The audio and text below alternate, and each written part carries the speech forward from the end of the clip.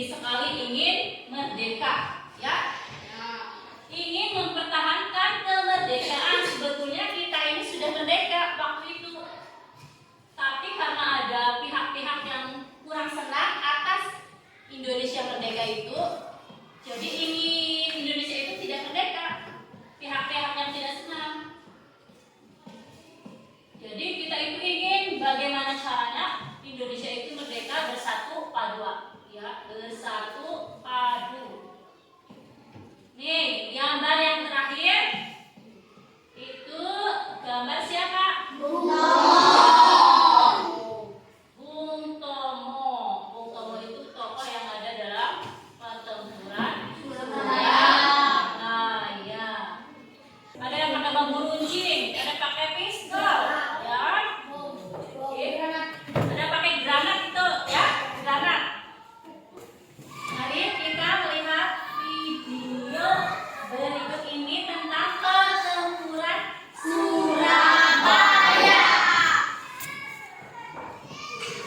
30 Oktober, Inggris dan Indonesia sepakat untuk menghentikan pertempuran. Tapi tiba-tiba di hari yang sama jam 5 sore terjadi lagi pertempuran di gedung Bank Internatio. Dalam pertempuran itu, akhirnya Brigjen Malabi terbunuh. Aduh, kejadian itu pasti bikin pasukan Inggris kaget. Iya, Danang. Dan karena peristiwa itu, pada tanggal 9 November, Inggris mengeluarkan ultimatum atau peringatan dengan ancaman. Isi ultimatumnya begini. Semua pemimpin dan para pemuda Indonesia harus menyerahkan senjatanya di tempat-tempat yang telah ditentukan. Kemudian menyerahkan diri sambil mengangkat tangan selambat-lambatnya pukul 6 pagi tanggal 10 November 1945. Jika sampai pada batas waktunya tidak menyerahkan senjata, Surabaya akan kami serang dari darat, laut, dan udara. Telah membaca tentang pertempuran Surabaya dan juga kita telah melihat video. Tadi kalian masih ingat tentang teks pertempuran Surabaya? Ini yang ini ya, pertempuran Surabaya. Sekarang kita cari dari bacaan tadi ada yang namanya kalimat efektif. Apa itu kalimat efektif? Apa itu kalimat efektif adalah kalimat yang memiliki susunan sesuai dengan kaidah bahasa Indonesia yang tercantum dalam PUEDI.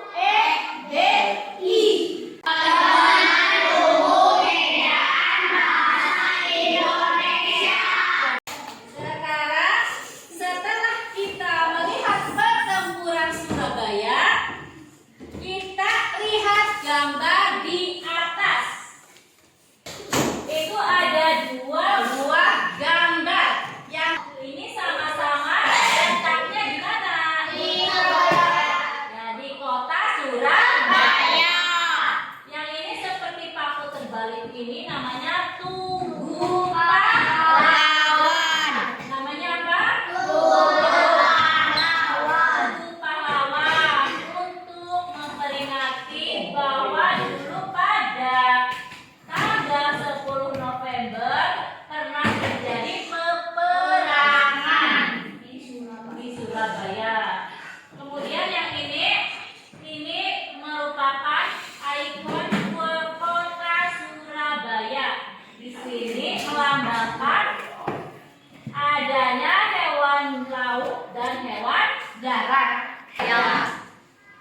Setelah kita menceritakan kedua hewan ini, coba kita sekarang tepuk ayam bebek. Itu tepuk ayam bebek.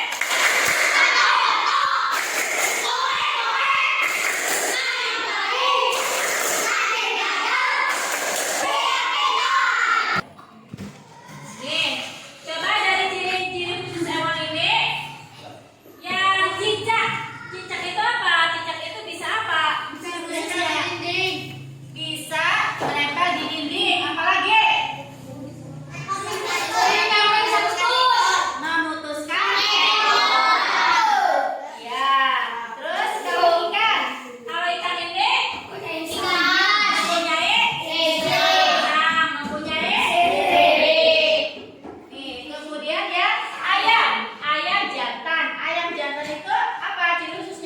mempunyai kajian yang pokok, mempunyai kajian rutin. Yang terakhir BB. BB itu ciri khususnya apa? Paruh panjang. Mempunyai paruh, tapi paruhnya berbentuk sudu. Sudu itu untuk memudahkan, biasanya bebek itu memakan cacing. Kemudian kakinya berselaput. Ya, kakinya seperti ini ya. Ini berarti kakinya berselaput untuk memudahkan bebek itu berenang. Ikan apa ini? Ikan mujair. Ini bisa bergerak karena mempunyai apa ini? Mempunyai sirip. Ya.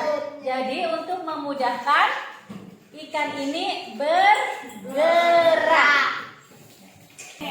Sekarang Bu Guru akan membagi AKPD sesuai dengan kelompok masing-masing. Nanti kalian mengerjakan.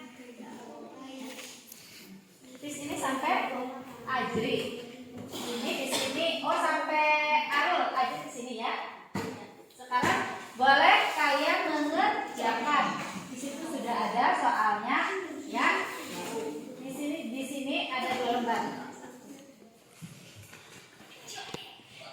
Nah ini barengan sini ya.